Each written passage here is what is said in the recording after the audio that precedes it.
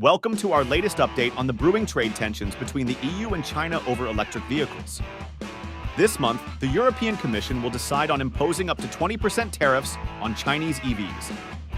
This move could cut Beijing's trade by $4 billion and lead to 125,000 fewer Chinese EVs in Europe. According to a study by the Kiel Institute, EU-produced EVs might see a sales boost of $3.3 billion to fill the gap. However, European consumers could face higher prices due to increased production costs within the EU. For consumers, this likely means higher prices for electric vehicles, says Julian Hintz, a trade researcher at Kiel Institute. Production within the EU is significantly more expensive than in China due to higher energy and material prices, and especially higher labor costs. China has threatened to retaliate with tariffs on vehicles with large engines, impacting European automakers like Mercedes-Benz and BMW.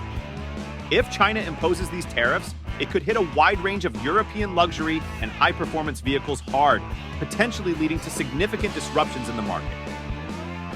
Interestingly, Chinese manufacturers like BYD are already planning to increase their production in Europe, with new factories in Hungary and potentially other locations. BYD is working on its first electric car factory in Europe and investigating a potential second one.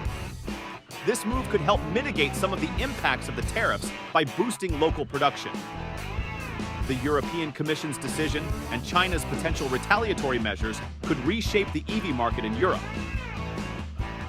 Will European manufacturers rise to the challenge, or will Chinese companies find new ways to stay competitive? Only time will tell. Stay tuned for more updates on this evolving story.